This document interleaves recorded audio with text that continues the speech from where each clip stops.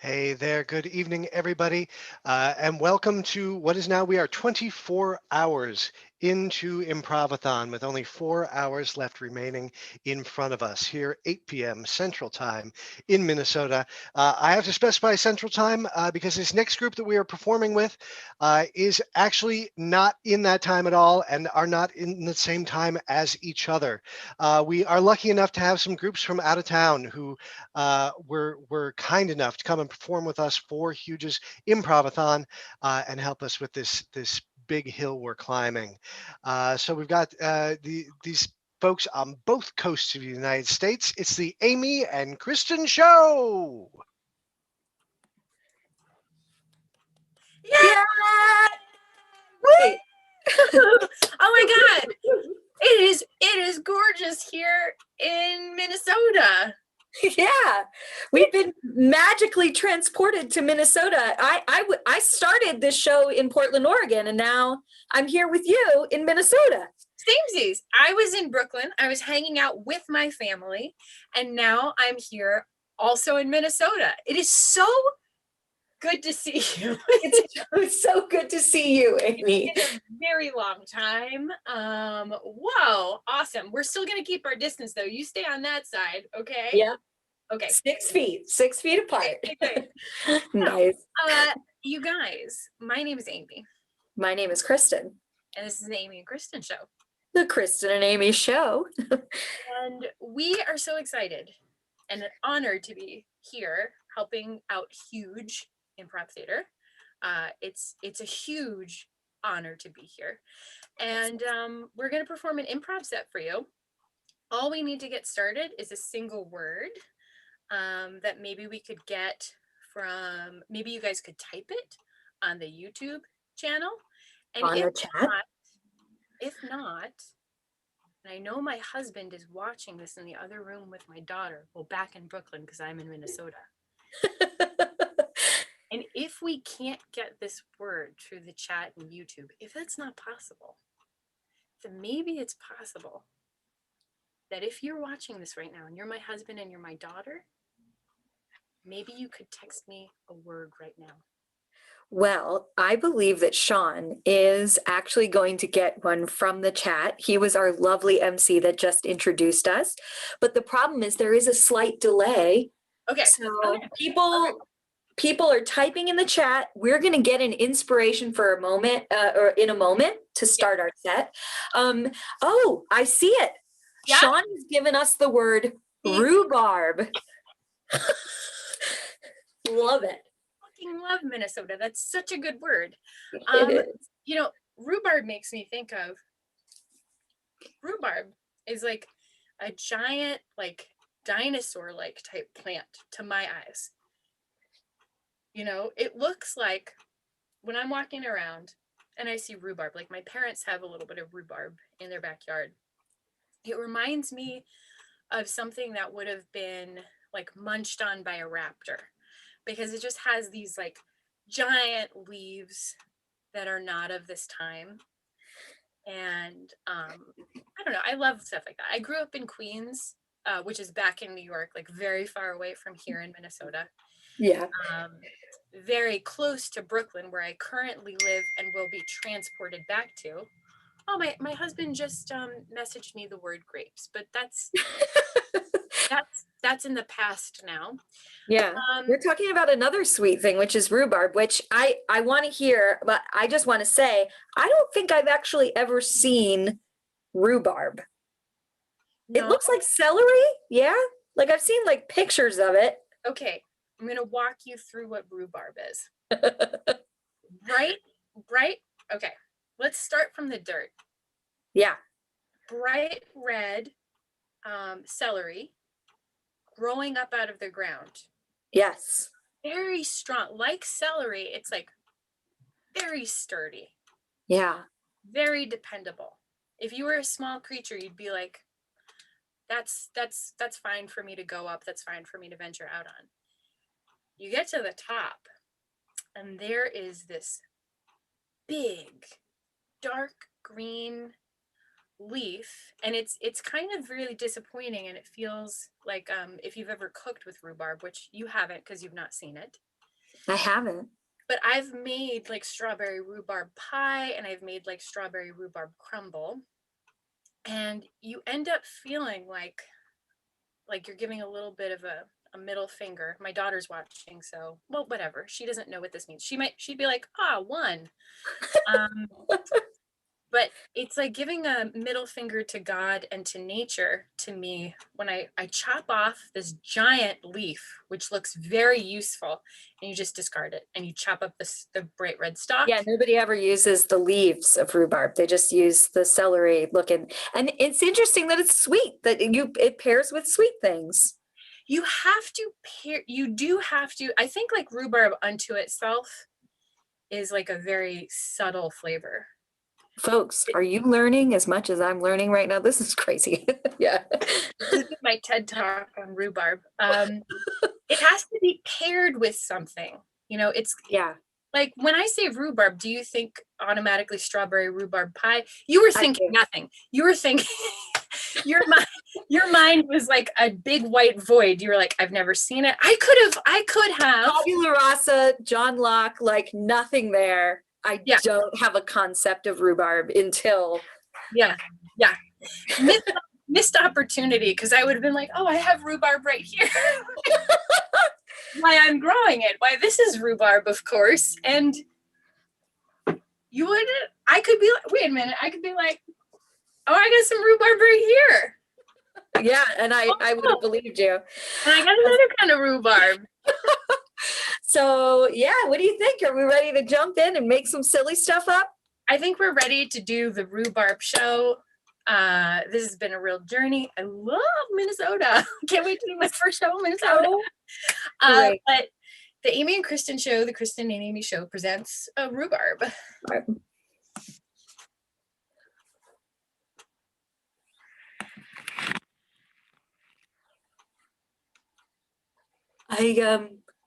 I want to pay my compliments to the chef. The meal is delicious, and I know that the restaurant is closed now, but I had to come back and tell the chef that the meal that I had this evening replaced a part of me that was missing. And I've now discovered a whole new wondrous self that will be investigating all aspects of my life since having that delicious meal. Madame, this is the last night that this restaurant is open. What do you mean? We just received a phone call from the bank. No. They said, pack it all up, put it in boxes. The restaurant is done. It can't. This is very kind, but inside this restaurant, everybody is crying. Everybody is in tears. The chef, he says he will never work again. Is the chef just behind that door? Could you go get the chef, please? And I will go get the chef. The chef is very, very upset. I must say, usually this chef, he does stand up in his time off. He is the cut up of the restaurant. But yes, today, you must understand, when you see him walk through this door, and he is very, very upset, this is not usual for him. Okay? Right. Yes. Well, I understand. I just think this would be a time to give him my compliments. I will go get him. Thank you. You may want to look later after you talk to him and pay your compliment, because he's very sad. This will make him feel very good. Later, you might want to go on to his YouTube page and see some of his stand-up. It's very good. I would love to. Okay. I will go get him. You will come out. Thank you. He will be crying. Do you have tissues? You have tissues? Yes. Okay. Yes. This is very good, because he does not carry tissues, because usually he is laughing. He carries around a moleskin notebook, and he writes down ideas for a stand-up. Usually he has just that one thing, no tissues, because he does not cry. Right. Usually no. Okay? Yes. I will be right back. I go get him. Yes. Thank you. Okay. Hello, Jean-Claude.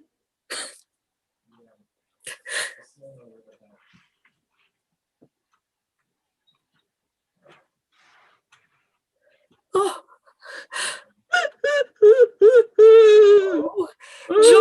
Jean-Claude, I just wanted to tell you how much. Here's a tissue.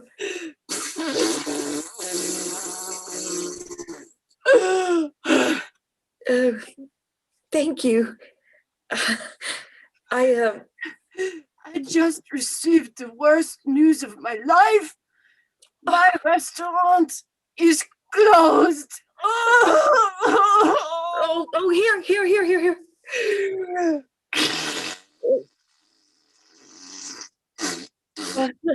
Look, Jean-Claude, I just look at me. Yes. Turn. Yes. I just wanted to tell you that the meal that you prepared Wait, yes, I am the chef. was one of the best meals I've ever had in my life, and it changed me for the better.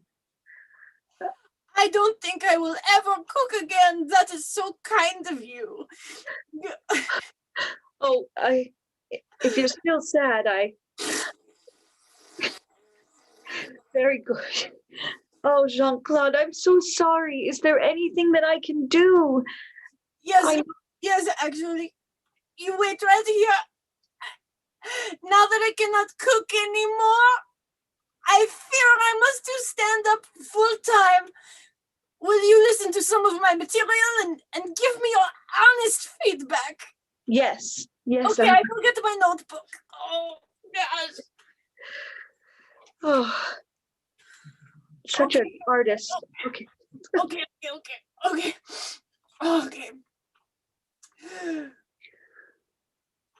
What's with airline peanuts?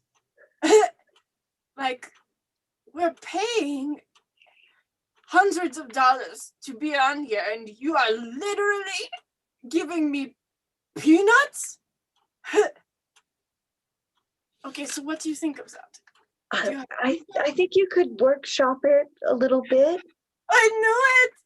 Now I cannot cook in this restaurant and I cannot make it. Oh. Edit.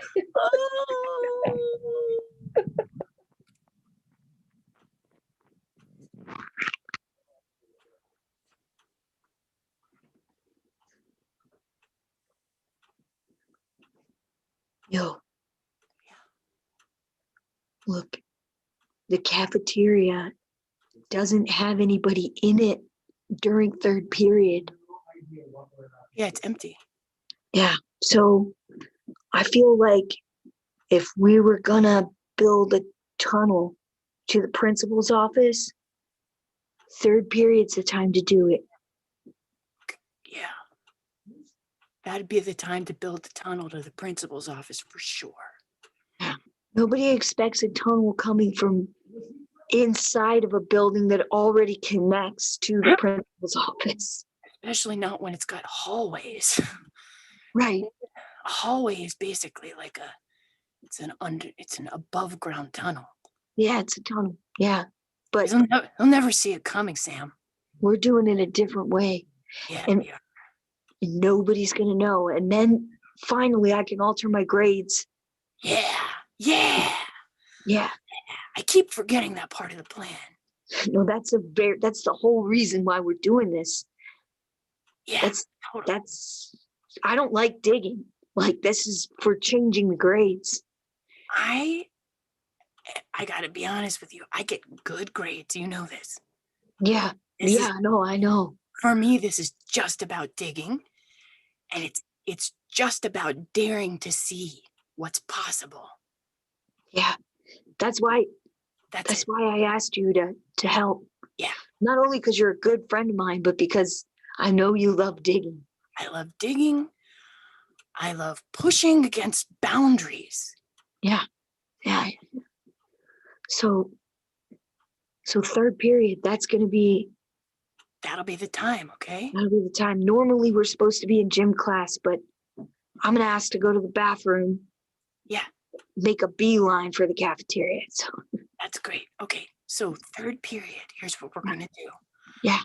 I got us some shovels. Obviously, I got us some shovels. Right. But I also ordered these interlocking vinyl flooring pieces that I thought would go great in the tunnel. What? We're not redecorating the tunnel. But vinyl, you probably got a quality flooring for the money you put down. I'll tell you. I went for the best price point without sacrificing too much in the way of quality. Right. Listen, it's not redecorating if it's never been decorated. I guess you're right. I just mean this isn't a renovation project. This is, we're gonna get in, we're gonna get out. We're probably never gonna use that tunnel again. But I will likely tell my kids that it's there. Yeah, that's why I know, okay, I splurged a little bit on some sconces as well.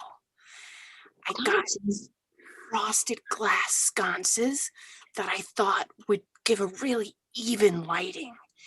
And there's a guy on my lacrosse team who's very interested, albeit he's also just another ninth grader. Look, why does a tunnel that we're not going to be in need to be lit? But I will say that a sconce is probably the best option rather than, overhead lighting or a ceiling light source of any kind. This is going to be hard. But why are we even lighting the tunnel? Because I want it to be, I just want to see what's possible down there. Look. And also you and I will know, even if we're not using the tunnel, I can't see myself, I can't see myself lying awake in bed at night, knowing there's just a dirt floor and no light in a tunnel of my creation. I get good grades. And yeah. I want to do well with the tunnel, okay? Oh, gosh. No, you're just going to end up slowing up the job. I need to change my grade so I can graduate. This isn't a matter of creature comforts for me. But did you get any furnishings for the tunnel? I wanted to go very minimalist, so I got a couple of items, okay, that are multiple functions. Oh, wait, what am I even talking about? We can't furnish the tunnel, but I hope if we do, it has some storage space for our tools. Yes, and the storage space, this is I want it to be, it's going to be integrated. Right. Seamlessly. Yeah. I want to do some units in the walls, okay? Right. We're going to sacrifice a little bit by way of just square footage for the space. But what we lose in that, we're going to make up for in terms of just a sleek, modern look. Let me show you. Let me show you where I started. Okay. Okay. There's the hole. Okay. Yeah. That's great. And now that I'm not sure if the light is south facing or north facing. Okay. Yeah. Let me come take a look too. Well, that's a good sized tunnel. You did a lot of good work. Yeah. You know what concerns me though? What? The mound of dirt over there.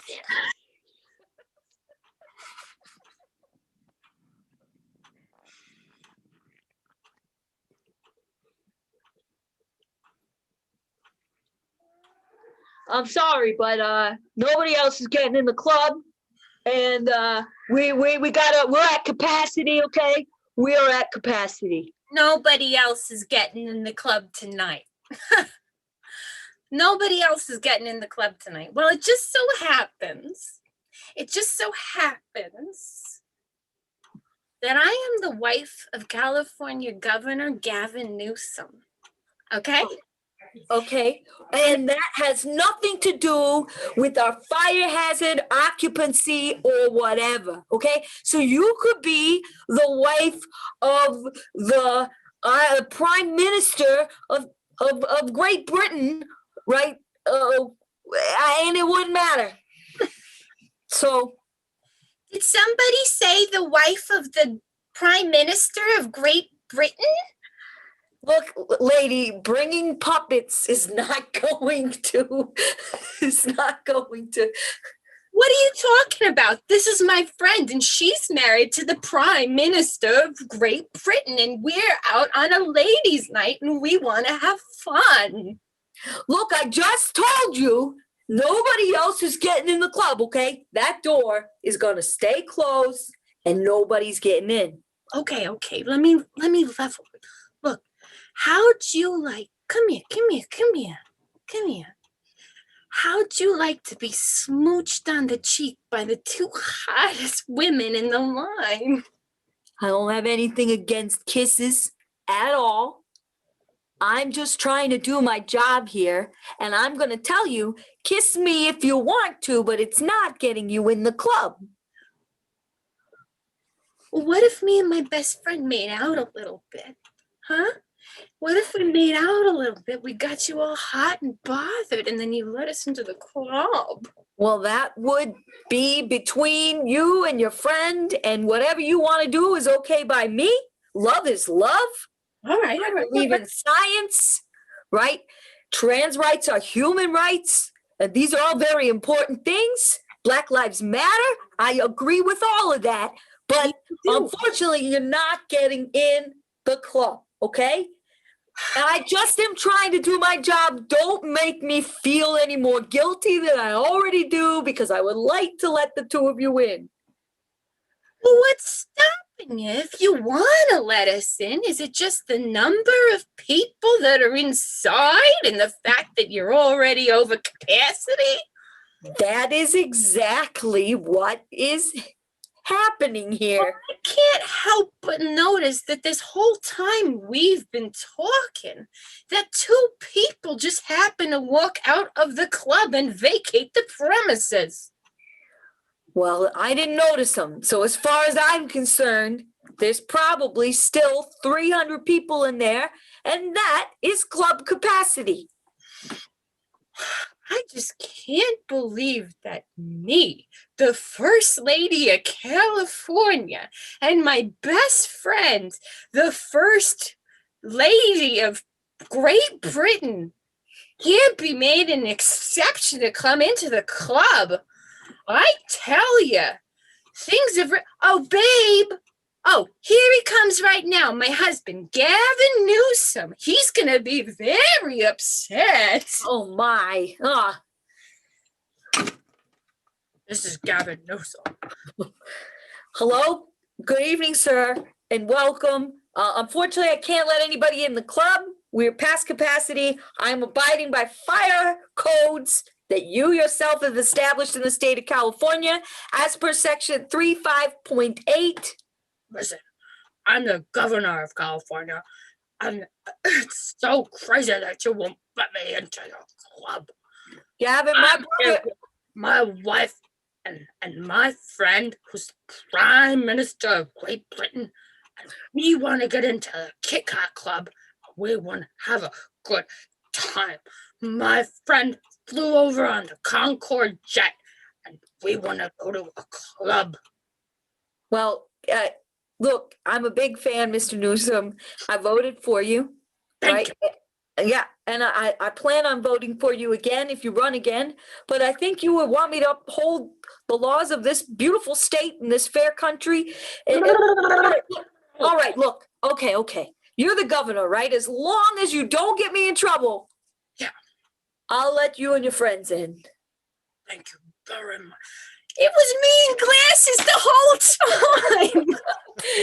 Thank you very much, everybody. Please give a great big hand for the Amie and Kristen show, the Kristen and Amie show. They're fabulous. Thank you so much for joining us. What an absolute joy.